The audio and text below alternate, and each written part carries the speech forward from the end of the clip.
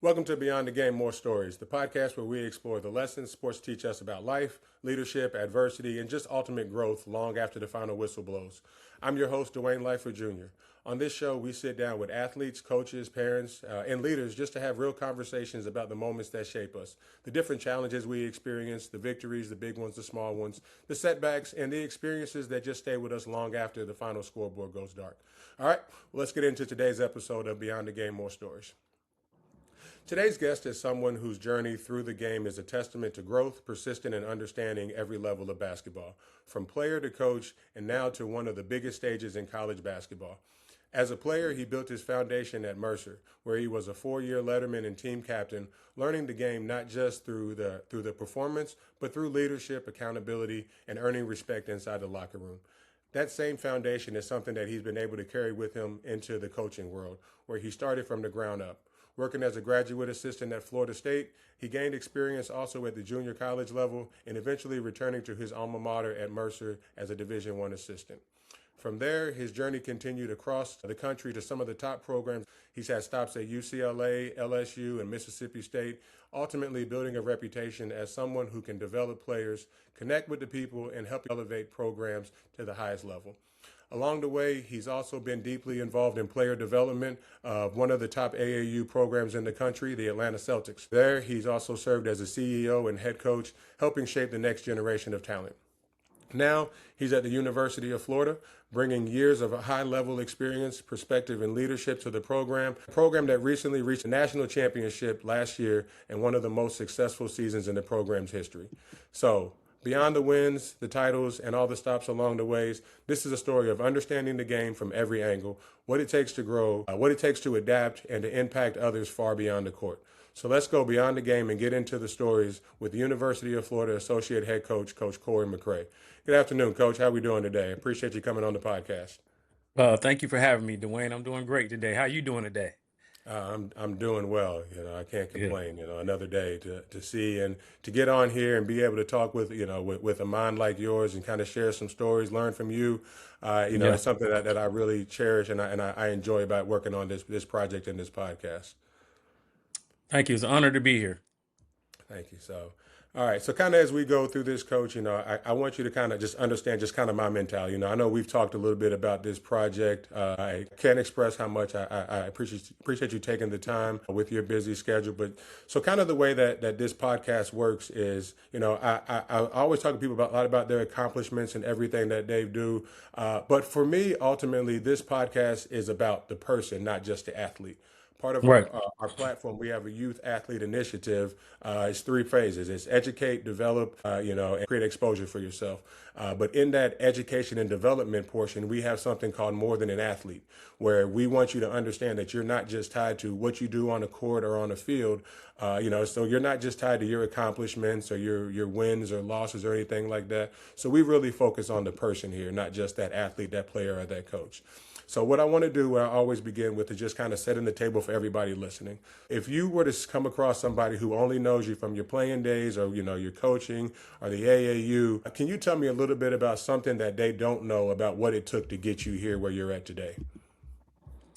You know what? I had a great role model. In my father was my coach. His mother was a coach. His father was a pastor. So just basketball teaching and my faith has really molded me to being the man that I am. And basketball has just basically been in my DNA since I was 4 or 5 years old, playing at the YMCA up under my father as my head coach. Yeah, and that's something that I see a lot of is that family. You get that drive and that passion from what your parents do. You'll see people who I work with the kid whose father's a doctor, so he wants to go into the medical field. I know a kid whose father's a lawyer. He wants to follow that same path. We are entrenched a lot in what's exposed to us at a young age, and we, and that's kind of how we build our foundations and everything along those lines. So I love hearing it, and I love seeing that you're a third generation coach. Yeah. So Yeah. and the fact that it started with your dad's mom, with your grandmother, it makes, to me, that makes that story even more exciting and special. Because now, what does she coach? She What coached was? women's basketball. What's ironic about it is that my grandmother coached my mother in high school. Oh wow, So, there you go. so, and not to age my mother, but at the time, women played 3 against 3. My mom was just Mm. she played offense the whole game. So back in the day, they didn't play 5-on-5. They played 3 against 3. 3 young ladies would be on offense the whole game, and 3 young ladies would be on defense the whole game. And my father's mother, my grandmother, coached my mom in high school. Yeah, so I tell you, as I think we talked. I went to Butler back a long time ago. I'm not going to age myself either. So, one thing we prided ourselves on was defense. Right. We were, when I played, we were third most effective defensive team. We were giving up an average of 52 points a game. So, as Right. somebody who really believes in defense, I hear that, and I would have Hmm. loved to play on a game where I only got to play offense. Yeah. I I really enjoy Yeah. scoring the ball too. Yeah. Yeah. All right. So, I like this concept because what we do here is we live by the mentality that everybody has a story that somebody needs to hear, right? And I just want to try to be that link that links the story to those ears. So, I think your story is going to be one that I think a lot of people are going to be able to benefit from and hear and learn something from. So, if you're good to go, I would love to jump in, and we can, we can dig into to the Coach McCray. I'm ready to go. All right, good. So, as I said in the introduction, you played at Mercer, so you built your career as the leader, a leader and a playmaker, and in your time there, you finished as the all-time leader in assists. That, and now you've gone into coaching. So, as you go from leader on the court to a leader on the sideline, what's one of the biggest lessons from that experience that you pass on to your players about how they can lead on the court? Number one, I think in the game of basketball, you got to do whatever you do, play it with confidence, play with confidence. So I do my best to instill confidence in our guys, and then play to their strengths. If your strength is scoring the basketball, score the basketball. If your strength is getting assists or rebounding, whatever it is, I want to instill confidence in those guys to do what they do well. And everybody has to play defense. Everybody has to rebound. Everybody has to do the tough things that are required on the court. But I think everybody should play to their strengths and find a way to impact and help this team win. Whether you are the leading scorer, whether you're the last person on the bench, and you don't get much playing time, I think everybody within the organization has to figure out a way to help this team and this program to be successful. Yeah, and I totally agree with that. It takes guys 1 to 15. You guys, like I said, you guys won the national championship last year, and it wasn't won by just the 5 guys on the floor. During my time in college, I was a starter, I was a six man, but I was also that last guy on the bench my sophomore year. I was the Right. guy who was getting in behind walk-ons. Right. And I still had a role in that team. I was on the scout team. I was Right. the guy that had to pretend to be the number 15 from the team that we're coming up and practice using his tendencies, and I said, which gives me the opportunity to be on that bench to shout out the plays that they're doing, where a back screen's coming for a teammate. Like you said, it takes all 15 guys. And if you got that situation where you feel like you only need to do one thing, that's going to hurt that team. And that's one thing that I see a lot of nowadays is I talk to a lot of kids after their games, and they'll say things like, "Oh, coach, I had a bad game." What do you mean you had a bad game? And they'll say, well, my shot wasn't falling. I went 2 for 16. I'm like, that's not a reason to say you had a bad game, because that doesn't stop you from playing defense. It doesn't stop you from taking the Right. charge or bringing water to your teammate, because Right. if you look at it and you say you took 16 shots, how many minutes did you play? I played 23 minutes, coach. All right. So 16 shots takes you how long to take? About 2 seconds a shot. So you're going Yeah. to tell me that 32 seconds of playing Yeah. time meant the other 23 minutes meant nothing. You Hmm. have to look beyond that to figure out, like you said, what other ways can I contribute to this team winning? I think that's so important because it's so many ways you can impact winning. Um, and I think a lot of times people feel that they're taken for granted because they don't have the star role on a team or a star role within on a coaching staff. But you just got to figure out a way. You got to find a way to do whatever it takes to help a team to be successful.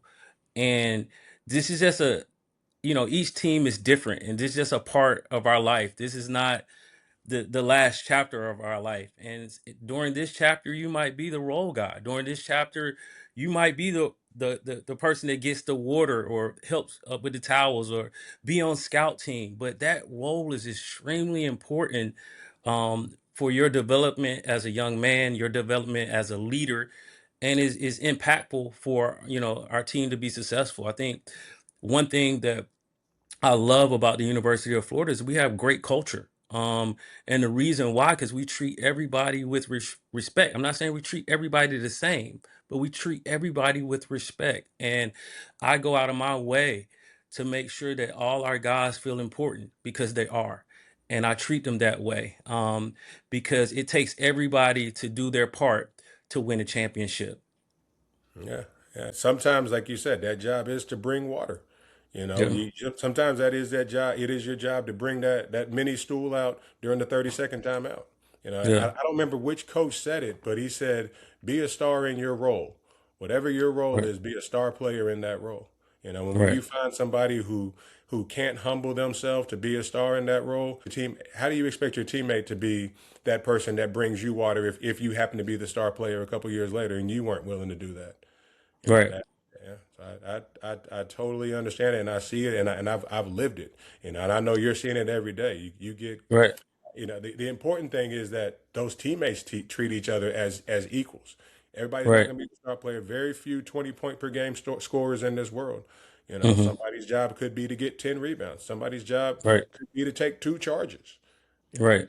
And It's my very. background has really helped me with that. Me being a grassroots coach, where Mhm. I had not only, sometimes I would be at practice by myself or with one other assistant. I had to go pick up guys to bring them to practice, and take some of my guys, my athletes home after practice. You were wearing a lot of hats. So when you get to a college level, especially a high major level like the University of Florida or UCLA, when you have so many resources at your hand, you have so many people within your organization that can help do those small things. Even as an associate head coach, I value the guys that come back at late at night, come back early in the morning to just pass to our guys, our managers, our GAs, who do so much of the tedious assignments to help us be successful. I don't take that for granted, and I think that is the reason, one of the reasons why we are successful. Yeah, and I will tell you when you mention things like that, that makes me think back to my own experience of, like you said, those guys that come into the gym and will rebound for you, right? So my freshman year, we had our Dobo, our director of basketball operations, and for those who don't know, your Dobo is the person who deals a lot with your finances, right? He or she is the guy or girl scheduling your team meals, they're scheduling your flights, your hotels. But we had one in particular who would come in every night with our shooter, and he was in there Hmm. rebounding for him. That guy's name is Brad Stevens. He's Wow. the president of the Wow. Boston Celtics, right? That's unbelievable. So Unbelievable. yeah. Yeah. The Another guy we had was our student manager. He would come in there. He's rebounding for guys. He's filling up the Gatorade bottles. That guy's name is Travis Steele. He's the head coach of Miami of Ohio right now. Right. Just went through their undefeated season. So again, Right. it's you have to be willing to play whatever your role is, and Right. that's how your journey begins. But I like the Right. fact that you mentioned your grassroots, right? So let's Yeah. look into that. Yeah. Actually, just got back Monday morning, 6 a.m. from the EYBL circuit. We had Okay. my kids play on that. We were out in Bermuda Run, North Carolina, city I Okay. never heard of, but the Atlanta Celtics were there. Right. Okay. We have run into the Celtics in Atlanta. We did Hmm. the Tip Off Classic last year. Ran into them Right. there, and let's Right. just say that there's a reason why, that program is where it is. And Yeah. I want to say we lost by about 30. So I know that is a program that your father co-founded. And again, like I said, it's one of the Yeah. top, if not the top program in the nation. And that, you've been deeply involved in that program. So Yeah. and you even led that team to a national title. I believe it was 2009. So Yeah. from that experience, because again, like I said, I've got two kids going through this right now. A lot of kids I work with are playing in that right now. But what are some of the most important lessons that young athletes, if you look at one group of middle school, one group of high school, what are some of the lessons that they should look to gain through playing AAU in today's landscape? I think a few things. Number one, it gives you an opportunity to play outside of just high school. It gives you an opportunity to play during the spring and summer. And then once you get older, it gives you an opportunity to play in front of college coaches and scouts and the media. And so I think it is an opportunity for you for exposure, and it's an opportunity for you to get better. Is but one thing that was really key for me is like when you live in your state, you know the best players in your state, or you know your city or town, you know the best players in the city. It exposes you to the best players across the country. And so you might be the best player in your city or a top 10 player in your state, but when you see how talented the rest of the country is, it gives you a target to get to, a target to reach, and you can give yourself a true evaluation of where your game is. And so I thought, it's helped me as a coach, it helped me as a player. So many guys, we can use Atlanta Celtics for an example, came through that program and made it to the NBA. So many of those, so many players from our program got exposure and played at a high major program, but it really helped guys like myself who wasn't an NBA player, who wasn't a Power 5 player, but was a Division 1 player. And it gave me the opportunity for coaches to see me, and so that I could get a free scholarship to go to college. Obviously, the landscape has changed since then. Is NIL, big NIL dollars, but I was thankful back in '97 when I graduated just to get a free scholarship to college to help the load on my parents, the financial load on my parents, so they wouldn't have to pay for my education, and that basketball gave me an avenue for me to get a free education. So it was really important to me. I think grassroots basketball, everybody focuses on the top players and the guys that's going to the Power 5 schools and the guys that go to the NBA, but it is a great opportunity for colleges to see guys that are not quite a Power 5 level, but still a Division 1 player, and get a chance to get a free ride to go to a university. Yeah, and a lot of kids, you want to chase that dream. I mean, playing again, Yeah, you and I both understand what it's like to play at the Division 1 level. As kids, we right. had that dream. And that like you said, the landscapes change. The dream kind of gets altered a little bit now. The path to certain things may be a little different. The 1% of the 1%, they're going to be those high school kids that make it to the Division 1 level. The higher levels like the Floridas and everybody like that. But there's still opportunities for all other kids. To get to that level and achieve that dream. But Right. you And because mentioned what's and I want to say this, Dwayne, because what gets lost in sports a lot of times is the education. And to be able to leave your city and leave, go from high school, get a college degree, and maybe go on to get a master's or MBA at some level is huge for a person coming out the community I came out of. And so I'm very thankful that I had the opportunity. And I think everybody's focused on sports, everybody focused on the NBA, but education is extremely important. And I think a lot of young people, because of sports, get an opportunity to to make it to college and get a free ride. Yeah, and again, you're of the same generation I'm at, right? So it was, Yeah, coming out, especially for people that look like us. Well, you're either going to be an yeah, athlete or you're going to be a rapper. That yeah, was what they gave us, right? But to understand that there are so many other things that you can be. We can be doctors, we can be lawyers, we can be yeah, the president of the United States. You've yeah. seen all of that, and that is something key that you said is being lost. My mother was a teacher, so Right, I knew the importance of my education. I missed right. 4 days of school through 12 years. She wouldn't even let me miss school. Wow, And like that's you said, great. to be able to be 44 years old right now and not have to pay back any student loans just Right. because I could dribble the Yeah. basketball, I put it in the hoop, Yeah. now I have a Yeah. job. It is very, very important Right. that is being lost because there's 400 435 jobs in the NBA. Right. So the majority of us are not going to make it. Right. So we have to have some kind of backup plan. But Yes. you mentioned the key word. You said exposure, right? So this is Right. something that a lot of kids that I work with that they use this word. Let me ask you this question: as a coach, right?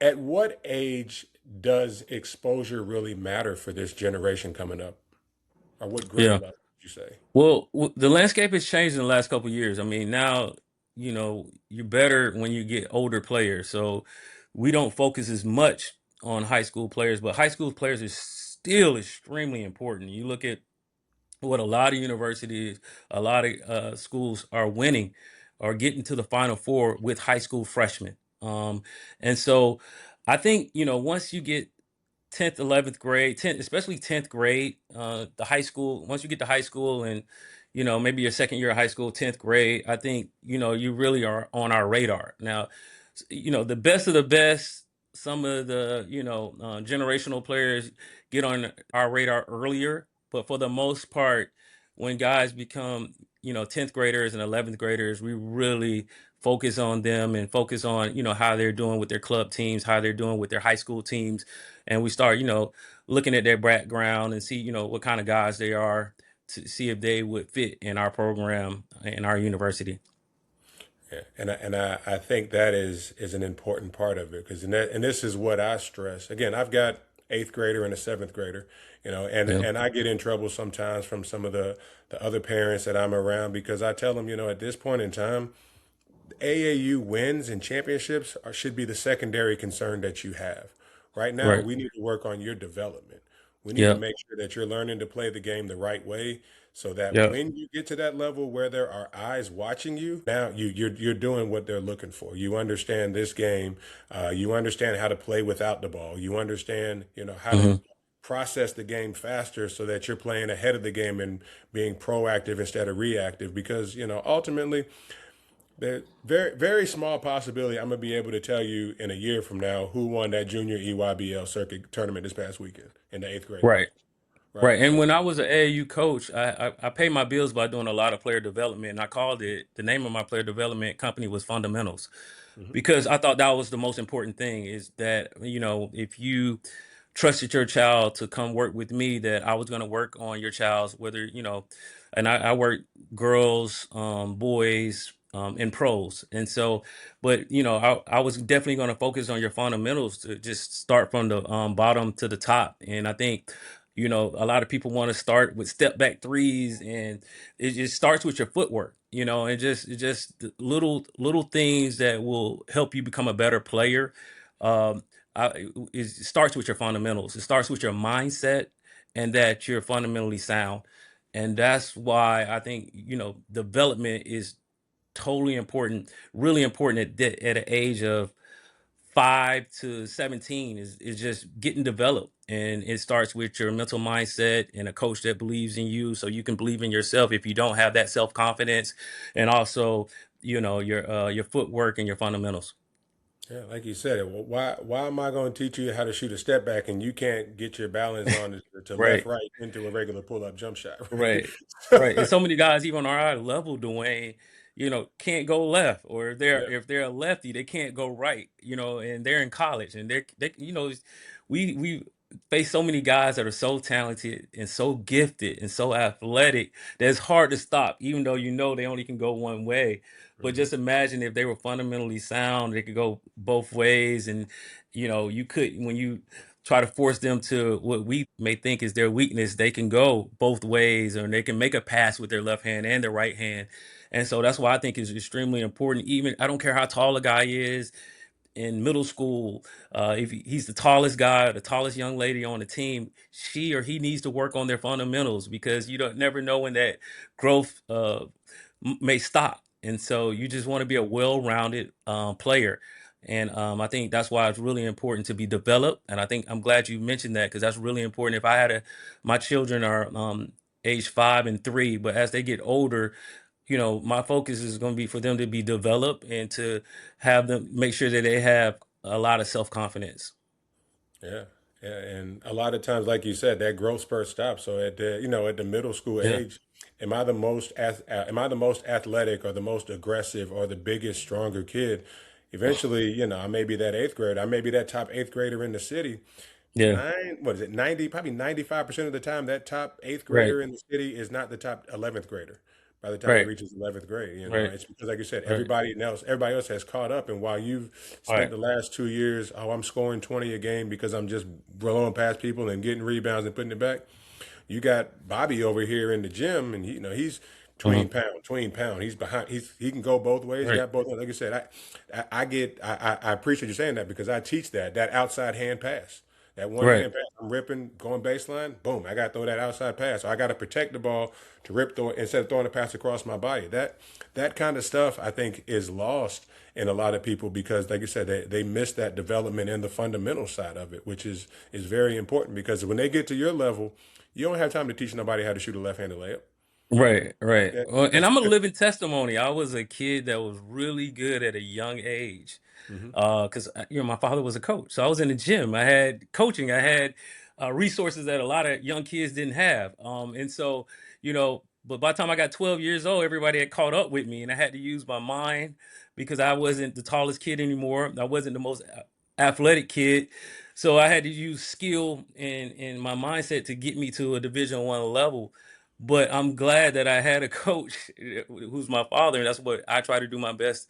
When I used to coach at that level, was to make sure that I develop these young guys because you never know, that kid that can barely walk and chew bubble gum might end up being a pro, and that kid that's the best player on a fourth, fifth grade team may not even make varsity. You never know, and so that's why it's really important if you are in a leadership role that you definitely take the time out to teach these young men, these young women, the right fundamentals of the game. And also, I think competing is important. I think, going out every game, I don't want to lose sight of that. I think that shapes your mind, going out even at a young age, wanting to win. I think that's good. I think it's healthy sometimes, even when kids cry after they lose, because it's important to them. I think that kind of helps you with your competitive spirit. And so I think all those things are important, but the most important thing in my opinion is that they develop their skills and also their mindset, because basketball, we all know, Dwayne, it's just bigger than just a sport. It's going to help them in whatever field they choose, to do after the air is out the ball, after their basketball career is over. It's going to prepare you, the wins, the losses, somebody giving you constructive criticism, because you might be working, if you're not a business owner, with other people. And even if you're a business owner, you're going to be working with people, and you got to be able to deal with constructive criticism. You got to be able to deal with bad days. You got to be able to deal with setbacks. And I think sports, not just basketball, but sports really help you with that. And that's why, whether my kids want to play college sports or high school sports, I definitely still have them in sports because I know that's going to shape them to be successful in whatever field they decide to go in. Yeah. And I don't want to get too controversial here, but you said it, so I'm going to bring it back up. Hmm. I'm okay with my kid losing, right? Yeah. Yeah.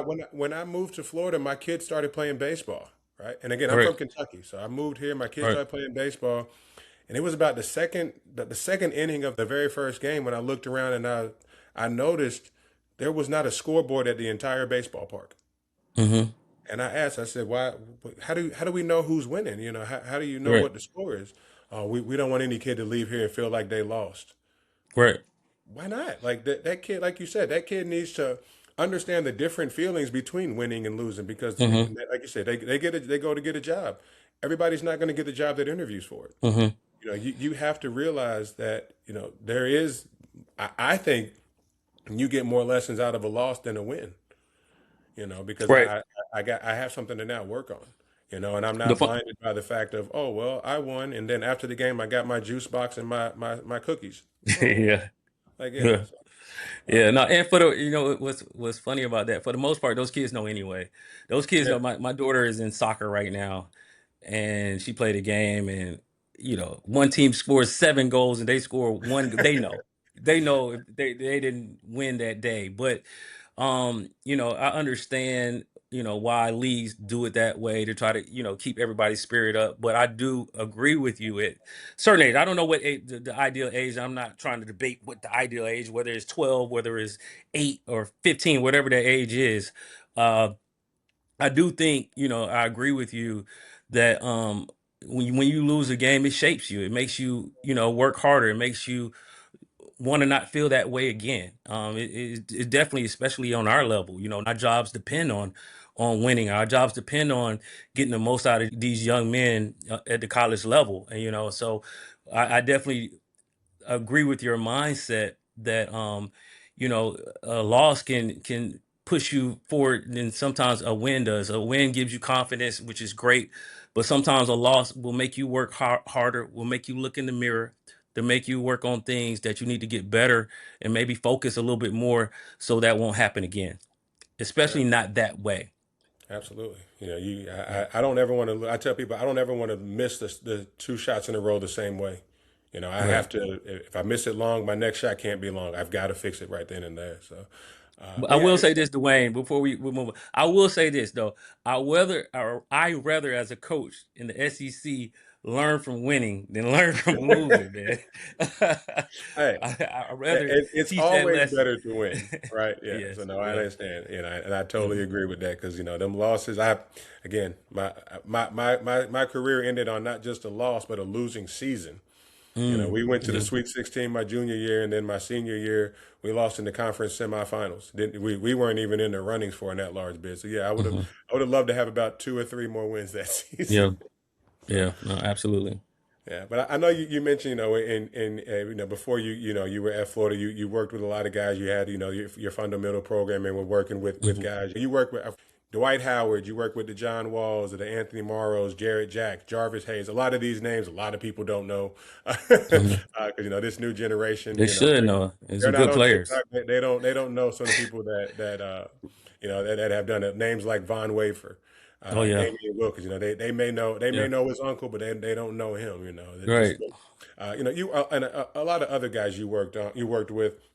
What are some of the differences and like that you noticed in like their habits and characteristics, and how do you adjust your approach of holding those kind of that level of player accountability who has those lofty goals and we're Well, first and foremost, we with those guys, we individually we would have a plan on what were their goals were and what did we need to do to reach their goals, right?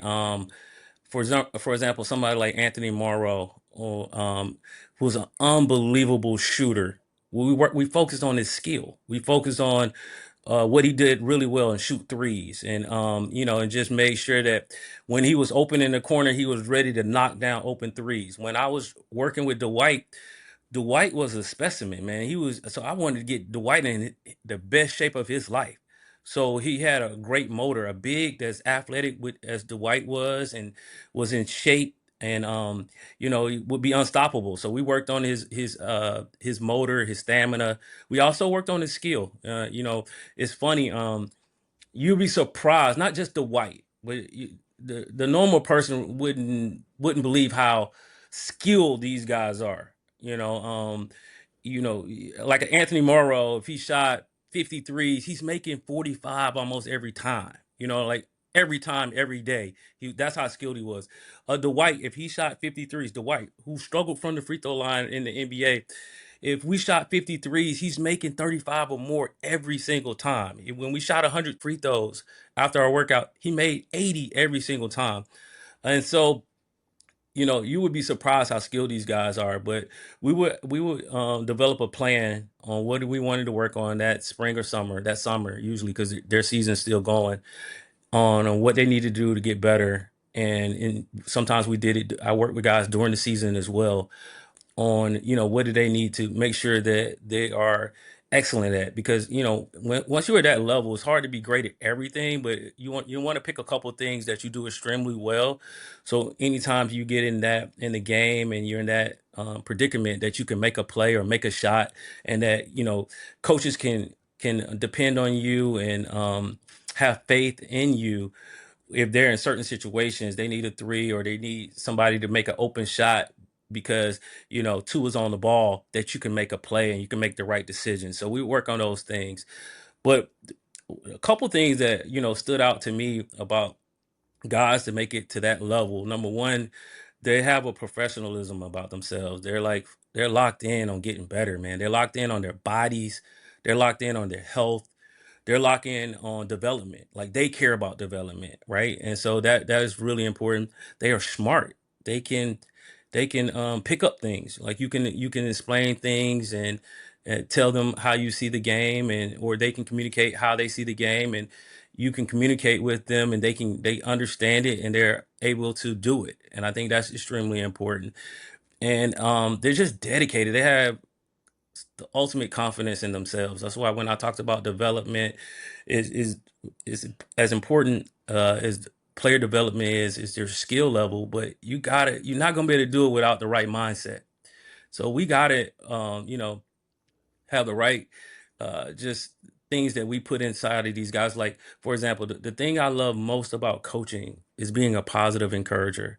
And I think, these guys believe in themselves, but they need to surround each other with coaches and also player development guys that can help them reach their goals and to believe in them as well. And I think what separates the best players is their mindset. Yeah, and I think you hit on something there, and I think it's Tyrus Thomas he's on a podcast now, and he was talking about it recently. But and I think a lot of the people nowadays have been spoiled by players like LeBron and Kevin Durant, and you see all of this that they can do, but then you'll see that third or fourth option whose job it's not to do all of that, but it doesn't mean Right. that they can't do it. Right. And you pull somebody off the street and they're gonna be like, oh, he's a big, he can't shoot. I can outshoot Right. him. Go Hmm. shoot him and see how much, because like I said, he has Hmm. that determination. He has that skill set, but that's not his job. Like we talked about earlier, be a star in your role, right? Dwight Right. Howard's job was to play defense, rebound, and dunk the ball. Didn't mean he Hmm. couldn't shoot. It just Right. meant that wasn't his job, and that's Yeah. what a lot of people don't understand. And I appreciate it hearing it from you, that determination to get better and just reiterating how good these guys and girls that we see on TV are. Right. They're not just your average person. Yeah. Right. And a lot of guys get drafted, Dwayne. The leading scorer on a lot of even really good teams don't get drafted sometimes. It's the Mhm. guys that just do something amazing. Like, for Mhm. example, Dwight was an amazing rebounder. He was an amazing pick and roll defender, and he was an amazing rim protector. And he still got 20 points a game, 19 points a game in his prime, 20 points a game in his prime. But he was exceptional at those things. And those things can take you so far. And those things are not the sexiest things, the things that everybody want to do, defend on pick and roll situations and go rebound and protect the rim. Those are tough things. Those are that takes your mind, your timing, and just toughness. And he was fortunate to be very athletic, but there still was a role player. He was just an amazing role player that happened could give you 20 points a game that made him a star and a superstar. You know what I mean? And so a lot of times people think you got to go score 25, 30 points, and even parents think, I want my son to get these touches. And so that, no, just be great at your role and just be so good at your role that an NBA team or a college team or eighth grade team, that a coach has to choose you. Yeah. Yeah. Again, it comes back. Be a star in your role. Yeah. So now you mentioned, like I said, you've been able to coach at AAU. You've coached college, high major, P5. Quote unquote. I don't like the term. I'm sure you don't either. The mid major level, as everybody calls it. So Hmm. you've worked with professionals and everything like that. How would you compare what practice looks like at those different levels? Practice at a high school level versus a college level versus a pro level, and just how coaches design their practices and the biggest differences in preparation, intensity, and like the expectations of the practices. Yeah. Well, I think the at our level we're very organized. Not to say that, I feel like I was organized as an AAU coach as well. I had a practice plan as an AAU coach. You know what I mean? So I think that's different for everyone. I think one of the biggest difference is just I guess is happened in the last 3 or 4 years is that back in the day, you would practice 3, 4 hours. You know what I mean? You would practice a long time. Practice are much shorter now. Practice is, especially here at Florida, we don't practice over 2 hours ever really. And during the season, we practice, maybe hour 15 at the most, hour and a half at the most, and a lot of times less than that. So it's really just, I think at each level is a different level of focus, and just being organized. And I think as you move up to higher levels where you don't have to work on certain things because guys have mastered fundamentals, by the time they get to the NBA, you know, and they have individual coaches that kind of work on their fundamentals, you can just focus on what you need to focus on in practice as far as scheme, as far as your plays, and as far as what you're going to expect from your opponent. I think at the lower levels, you have to focus on fundamentals, passing, just little things that you need to do, um, because kids are just still developing their skills. I think as they get older, guys have workout guys. I think it's, every Power Four, Power Five program, you have coaches on staff that just focus on player development. And so you don't have to spend an extra 30, 40 minutes doing that in practice because guys are coming in the morning or coming in at night to work on those type skills. So I think one of the biggest difference, to answer your question, is the amount of time we have to spend during a practice with everybody in the gym. Yeah, and that's good to hear because like you said, when we were coming through, we had them 3 hour long practices. Coach comes in Hmm. with his index card down to the minute. You've got everything you got to get Yeah, through, and you'll be there. You're good 3 hours. So, and yeah, again, I never thought about it like that. These player development coaches that programs have now, that replaces. Again, we would have our 3 times a week. You have your individual one-on-one workout with your position coach. But right. we've got to now have dedicated people that do it, and that doesn't count against your 20 hours a week either. Right. And we don't, I don't know what other programs are doing. We don't come close to going over that. We don't abuse that rule. I mean, that was put in place because coaches back in the day would, you would practice 4, 5, a long time running them. And, Yeah. now that's not the case. Now, the culture is different.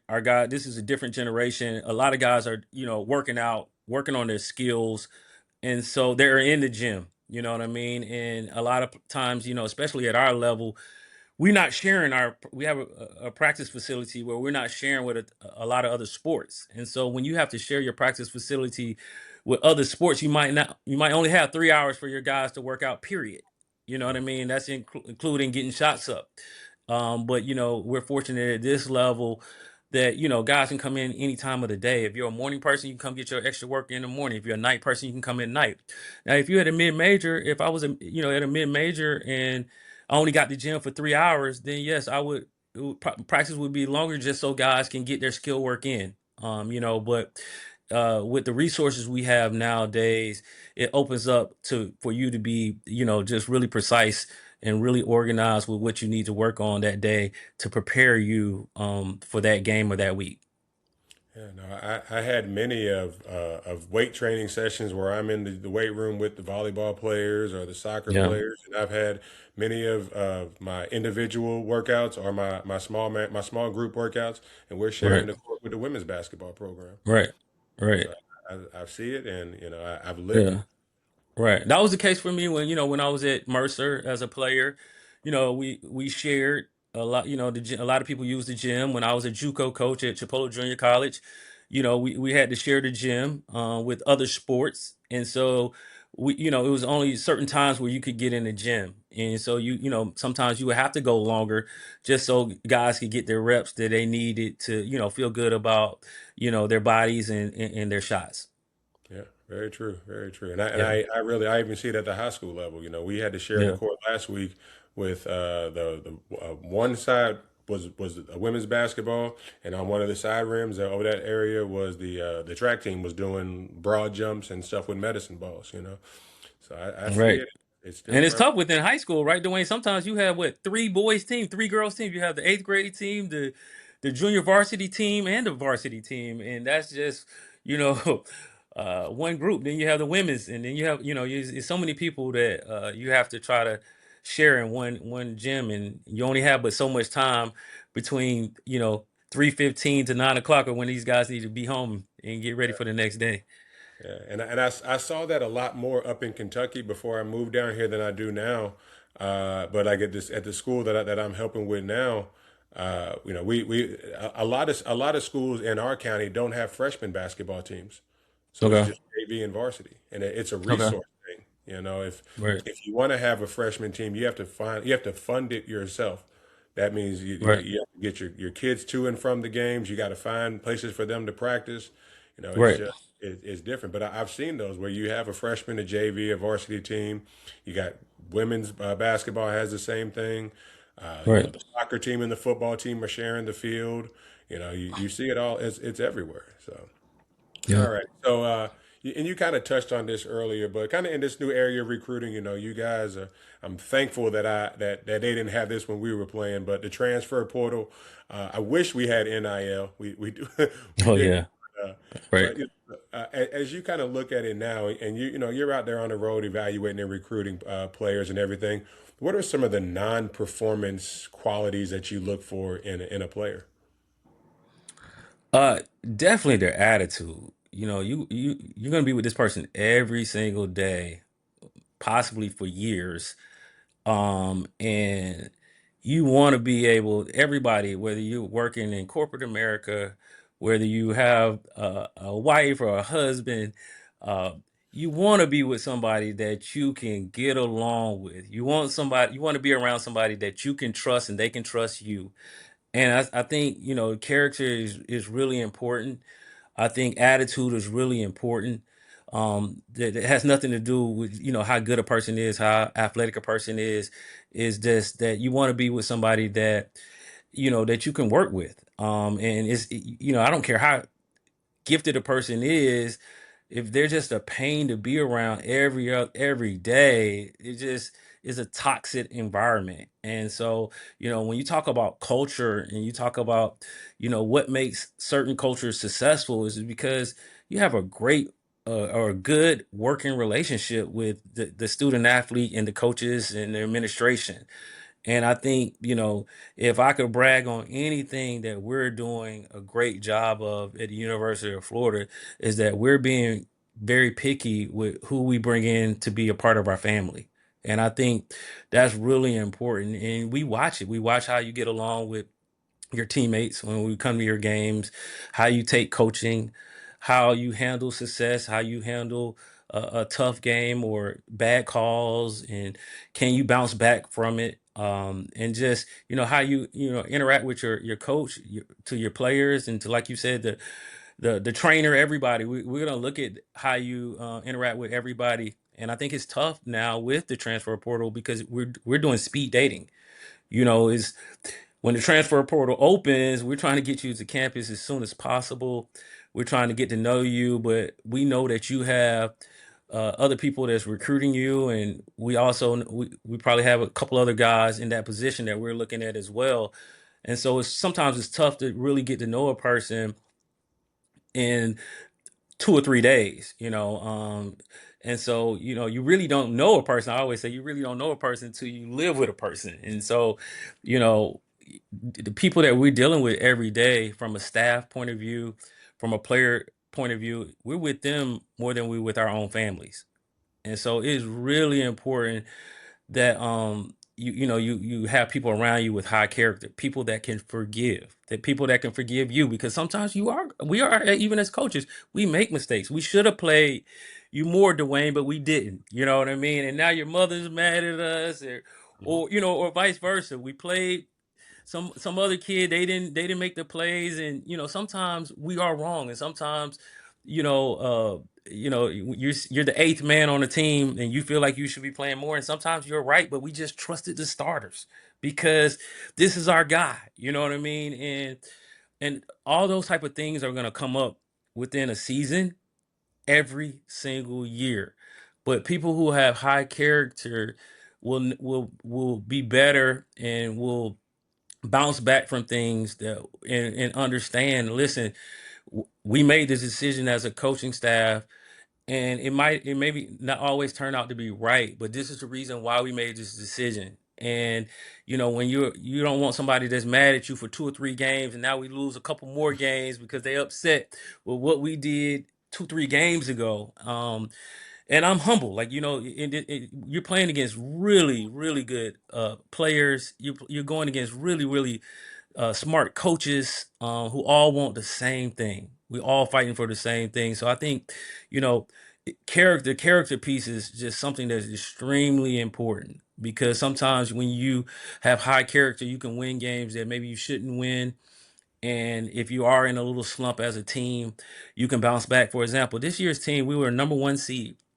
We won the SEC by 3 games, but we're 5-4 in November. 5-4 in November, and this team really bounced back because we had great leadership in Todd Golden.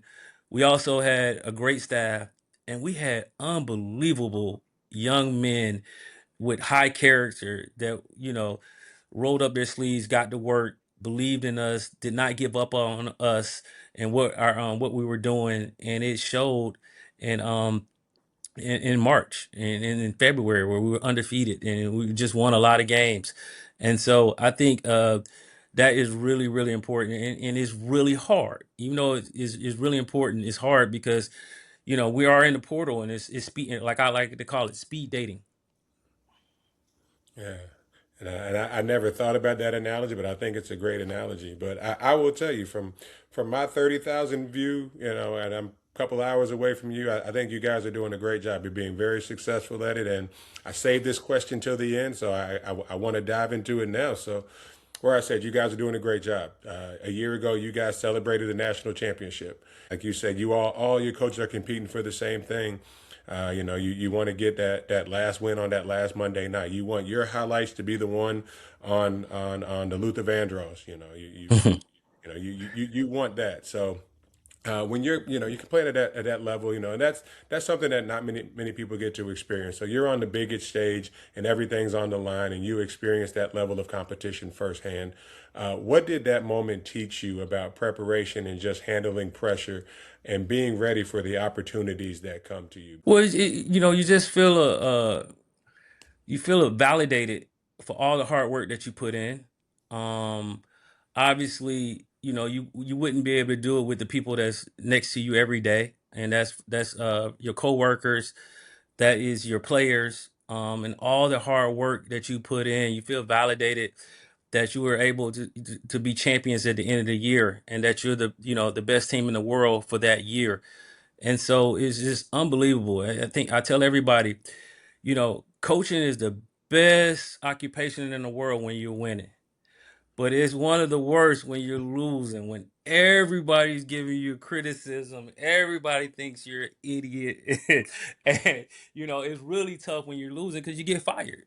You win, you get raises.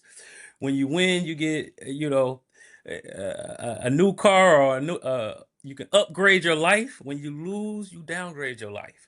And Yeah. so and then every year it's going to be a winner and there's going to be a loser. Somebody's going to finish in seventh place. Somebody's going to finish in last. Somebody's going to finish in first.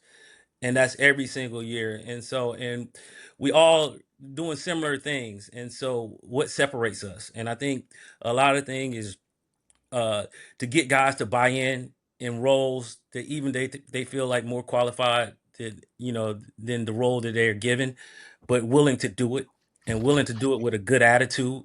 And that goes from a staff, and it trickles all the way down to the managers and your GAs, everybody that's a part of a program. And I think I've learned so much from this process. Is winning a national championship is definitely been the best part of my career since being a college coach since 2002, when I started as a GA. But it's really a validation of all the hard work you put in, especially me, personally, just from starting off as an AAU coach, working my way up to, being a GA, to a JUCO coach, to a mid-major coach, to a Power Five coach. It's just all that hard work. That's what you do it for, to impact lives, um, to grow in your profession, and to win a championship. Yeah, and it's like you said, it's a journey, and I congratulate you and your team and your coaches because I know again if I know anything, you guys celebrated for maybe a couple of weeks, but you was right back to work. You Yeah, got to get ready for the next season because that message is, we're good. We were the best team, but now we got to repeat. Now we're the hunted, right? So no, I appreciate that. I enjoyed watching you guys. I know I'm glad I wasn't on the sideline for that game because it was a very close, stressful game yeah, down to the last few seconds. So yeah, I'm happy that that you guys were able to do that. And again, it's something a lot of people don't get to do and experience. But I know yeah, how gratifying it could feel because again, I made it to the Sweet 16, and I know how much yeah, that pride we brought in our school and everything like that. To this day, that's something nobody can take away. We were the first team in Butler to do that, and you guys were the third team to bring home the national title. That banner is there forever. Your grandkids will come back there and see that. So again, yeah. congratulations and everything. And I know the ring is Thank nice you. too. Yeah, thank you. All right. Thank you. So again, like I said, I wanted to kind of dive a little bit into just kind of the backstory and just kind of where you're at now. I think we got a lot of good information from you, a lot of lessons that a Okay. lot of people will be able to take from it. But I do want to speed up the pace a little bit. All right. So Okay. I got a couple of questions here. We're gonna hit them really quick. Tell me the first thing that comes to mind, and maybe might be a this or that, or a one word, or just something. Tell me the first thing that comes to mind. Don't overthink it. There's no wrong answer. The only rule I have is if I give you two options, you just can't say both of them. Okay. Okay. All right. All right. So blue or orange? Blue. All right. So if a fight breaks out, who wins? Now I'm gonna go back to your playing days here. A bear, a gator. I'm gonna put the Bruin in the same column with the bear. So a bear, a Yeah. gator, or a tiger? Who wins? Gator. All right. Gator. Who was the best player that you played against in college? In college, Hmm. um, that's oh man. We played against Duke in college, so they won a national championship. I guess Shane Battier. Shane. Yeah. I played That against was him for an AAU for a national championship too, 14 and under. We beat him. Played okay. for There you Michigan go. Mustangs. Yeah, so I Yeah. give some love to Shane Battier. I've got one of my teammates is Laval Jordan. He's a assistant coach at DePaul now, but I've heard of the Michigan Mustangs. Hmm. So yeah, no. All right. Best player you've had the game plan against as a coach. Best player that had a game this year, I would say Cameron Boozer. Ah, he's good. Yeah, He is give a good. little love to Cam. Yeah. So now, when you watch film, do you learn more from watching your team or watching your opponent's teams? My opponent, like when we scout, I'm studying our opponent. Obviously, I kind of know my team. I'm with them every day, but from watching film, I learn a lot from especially I'm looking at thinking of it as an assistant coach as my scout, preparing our guys on our opponent. Yeah, and there's pride you taking it when it's your scout. A Yeah, lot of people may not understand how that works. You give yeah, the upcoming matches. One assistant will have this matchup, and then something like you guys just went through the tournament. You don't necessarily know if you're going to play that next game, but you already right, you've already assigned those scouts to the yeah, other coaches, so they've got to yeah, prepare their edit and everything, and you hmm have one day to put that game plan together because you don't know if it's going to be team A or team B that you're playing. So right. you may But do the scout, you may not even get it. right. Yeah. So, but we start to work even if we don't end up playing those guys. It's somebody on staff is preparing as if we are. Hmm. So Yeah, that's yeah, that preparation thing, and yeah, that's why you guys hung the banner last year. So, yeah.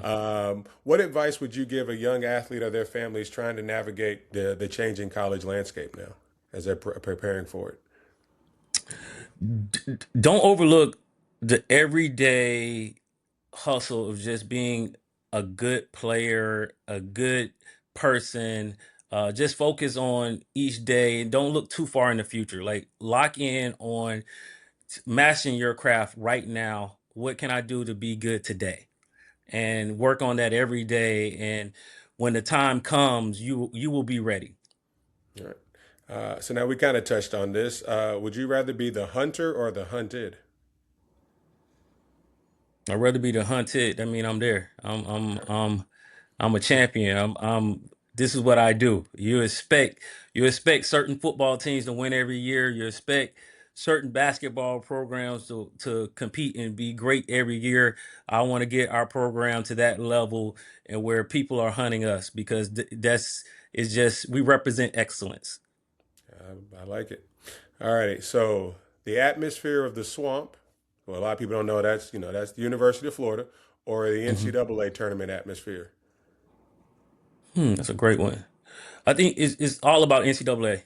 It's just we, we're we're winning at the swamp to prepare at the old dome to prepare to get all the fans excited about winning in March, winning in the NCAA tournament, hanging a national championship banner.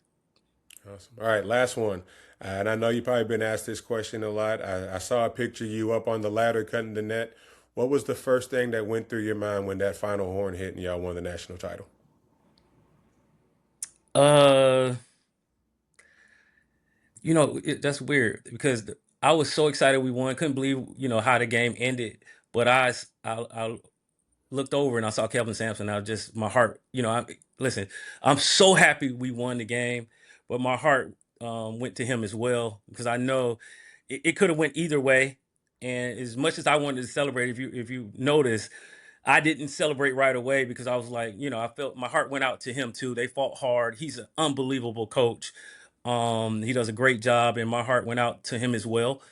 And so, it was just kind of like surreal in a sense, but it was just a moment of silence, I would guess. Like kind of in shock, but that person is brokenhearted as well. He's brokenhearted, even though I'm elated. And I will tell you really quick my Kelvin Sampson story. He's great coach, great guy. When I told you my team went to the Sweet 16 that year, Yeah, 2003, we lost yeah, to his Oklahoma team. So, yeah, yeah, so and again after the it, game, and he was really professional, really great because he knew that yeah, we were a 12 seed coming in there, they were the 1 seed. Here we are, Sweet 16, and I think we ended up losing by about 8. yeah, Our team fought hard, and we get after the game. He walked over there, shook all our coaches' hand, talked to yeah, all the players, told us how proud he was of us that we played hard and put up a good game. So yeah. and I, he understands the other side of it too. He Yeah, he's a understands. he's a wa- yeah, I get it. I get it. He's a warrior, man. There's just certain guys when you face your team faces that they're a warrior. He's one of them. Oh yeah, yeah, and just Yeah, his overall mentality on how important he feels on defense. So I respect yeah, Coach Sampson very much. So, all right, like I said, I wanted to just kind of hit you with a few quick ones, kind of speed up the pace a little bit.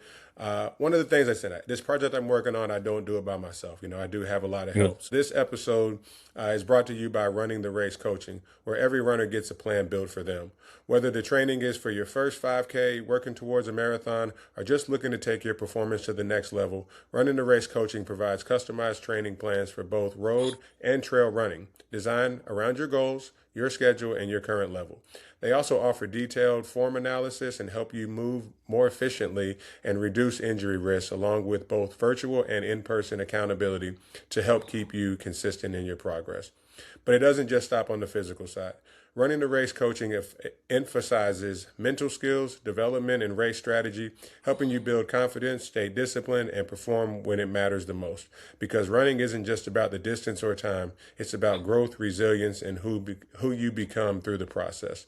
Running the Race Coaching help you run the race your way. All right, Coach. Again, I appreciate you taking the time to do this. Again, I enjoyed talking with you.